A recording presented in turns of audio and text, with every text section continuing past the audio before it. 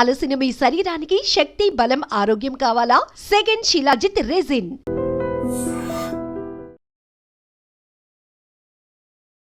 Sir, diabetes గురించి చక్కటి చిట్కాలు చెప్పారు తగ్గడానికి. కానీ ఇప్పుడు డయాబెటీస్ వల్ల కూడా అనేక రకాలుగా నరాల బలహీనత వచ్చింది. మెయిన్గా పురుషులకు ఉంటుంది. మరి మీ దగ్గర ఫుల్ నాటు వైద్యంతో అసలు ఆపరేషన్ దాకా వెళ్ళే కూడా ఇట్లా టక్కున తగ్గిపోయినాయి. మరి ఈ నరాల బలహీనతకి మీరు ఎటువంటి చిట్కాలు చెప్తున్నారు? చక్కటి ప్రశ్న అడిగారమ్మా. ఇప్పుడు డయాబెటీస్ వచ్చిన తర్వాత ఫస్ట్ అది యాక్షన్ చేసేది నర్వ్ సిస్టమ్ పైన.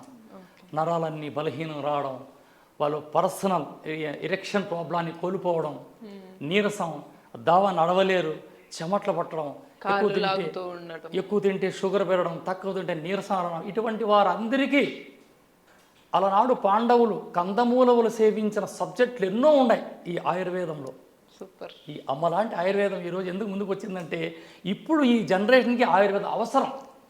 దీనికోసం స్వచ్ఛమైన అశ్వగంధ అలా తెచ్చి 7 భావనలు చేసి, అంటే 7 సార్లు పాలలో ఉడికిచ్చి ఎండించి దంచి వస్త్రఘాళితము చేసి ప్రతి నిత్యము 1 స్పూన్ అలా పాలల్లో సేవిస్తే 40 రోజుల్లో పునర్జీవనం. 10 సంవత్సరాలుగా డయాబెటీస్ వచ్చి ఏదైతే పురుషుడు పర్సనల్గా కోల్పోయింటాడో అది మళ్ళీ రియాక్షన్ బాడీలో యాక్షన్ చేస్తుంది. ఇది నా అనుభవం. ఎంతోమందికి ఇస్తాను నా ఇంటి దగ్గర. నేను అశ్వగంధ మించిన ఔషధంబు లేదురా ఈ జగత్తులో అన్నాడు అగస్త్యుడు వారు. అశ్వగంధ. ఎస్కే రసూల్ గురూజీ అనమాట. ఈయన గురించి తెలియని వాళ్ళు ఉండరు. నాటు వైద్యంలో ఆరితేరిన వ్యక్తి. ఈ సార్ చెప్పిన చిట్కాలు ఉపయోగిస్తే ఖచ్చితంగా మీకున్న సమస్య ఎంత పెద్దదైనా సరే చిటికెలా మాయమవుతుంది అనడానికి గ్యారంటీ ఇస్తున్నానని అయితే సార్ చెప్తున్నారు. ఈ అశ్వగంధ వల్ల మనకి నరాల బలహీనత పోతుంది. మరి ఇంకా ఏ చిట్కాలు చెప్తారో చూద్దాం. సార్, అశ్వగంధ అనేది అంటే మీరు ఇందాక అన్నట్టుగా ఆ పొడిని మనము పాలల్లో కలుపుకొని తాగాలంటారు. అంటే బయట దొరికే చూర్ణాలు వద్దు మనకి. అది అంత అద్భుతంగా ఉండదు. అసలు అశ్వగంధ దుంపని ఇలా పట్టుకుంటే ఒక వెయిట్, అందులో ఒక పరిమళం. ఆ అశ్వగంధ దుంపలని ఉదాహరణకు 1 కిలో అశ్వగంధ దుంపలని తీసుకొని 7 సార్లు కిలోకి 1 లీటర్ పాలు ఉడికించి ఎండించి దంచి వస్త్రఘాళితం చేసి ఆ దుంపలు అలా వాసన చూస్తే ఆ చూర్ణాన్ని వేగంగా పరిగెత్తి వచ్చిన గుర్రము దగ్గర ఏ స్మెల్ ఉంటుందో ఆ స్మెల్ ఉంటుంది. అంటే పాలల్లో వాటిని దంచిన తర్వాత పాలల్లో మరగబెట్టాలి. ఆ దుంపల్ని పాలలో ఉడికేయాలమ్మా. 7 రోజులు ఉడికేయాలి దాన్ని. 1 లీటర్ 7 రోజు 7 లీటర్ ఒకటే దుంపని 1 కిలో. అదే 1 కిలో దుంపని అదే పాలు మార్చాల పాలు.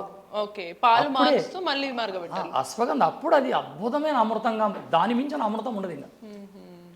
అంతేకాదు ఎప్పుడు అభాషణ లేతా అంటే ఆడబిడ్డలకి ఈ అశ్వగంధ చూర్ణాన్ని బహిష్టైన 5వ రోజు 3 ఏళ్ళకి వచ్చే పరిమాణంలో స్వచ్ఛమైన నెయ్యిలో కలిపి అలా నాలికతో సప్పరించి 1/2 కప్పు పాలు తాగి ప్రకృతి మాత ఏదైతే ప్రసాదించిందో స్త్రీ పురుషులకి ఆ కాలకృత్యం వాళ్ళు ముగిస్తే ఖచ్చితంగా వాళ్ళ సంతానం అవుతుంది. ఫైబ్రాయిడ్స్ పోతుంది, పొట్టలో గడ్డలు ఉంటాయి అమ్మాయిలకి, పీసీఓడి ప్రాబ్లం ఈ అశ్వగంధతో మటుమాయం. సుదర్శన చక్రమేనండి అశ్వగంధ అంటే. కానీ దాని అగాధమైన లోతులో చెప్పేవారు లేక దాన్ని పక్కన పడేశారు. ఈరోజు నేను చెప్తాను, నేను హామీ ఇస్తున్నా.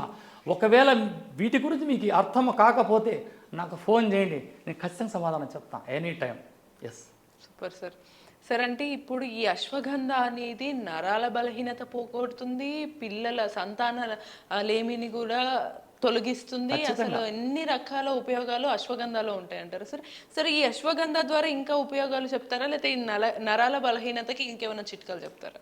ఈ అశ్వగంధని తాటి బెల్లం కలిపి పాలలో సేవించే పురుషులు డయాబెటీస్ వల్ల ఏదైతే బాడీలో కోల్పోయింటారో మజల్స్ ఈ వీక్ అయిపోయింటాయి, ఈ తొడలు కాళ్ళు బక్కగా అయిపోయింటాయి, అది మళ్ళీ 90 రోజులు సేవిస్తే పునర్జీవనం మొదలవుతుంది.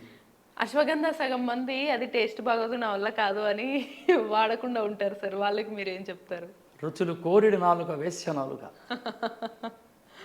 ఔషధం రుచి ఉండకూడదమ్మా.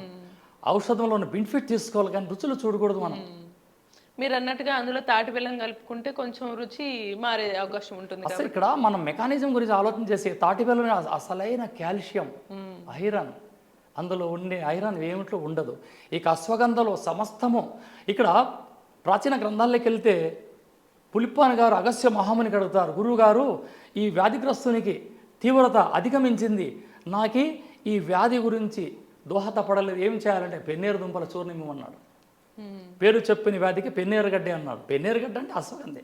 Okay okay. ప్రతి ఒక్కరూ వాడచ్చు, బుడ్డగాలనికి బుడ్డమ్మల్లికి ముసిలోళ్ళ వరకు ఈ మీరు వాడండి, మీరు వాడండి చక్కగా. అంటే అశ్వగంధ నార్మల్గా ఏదో నరాల బలహీనత ఉన్నప్పుడే కాకుండా రెగ్యులర్గా వాడినా మంచిదే అంటారు. అద్భుతంగా పనిచేస్తుంది అశ్వగంధ. దాన్ని కరెక్ట్గా వాడాలి.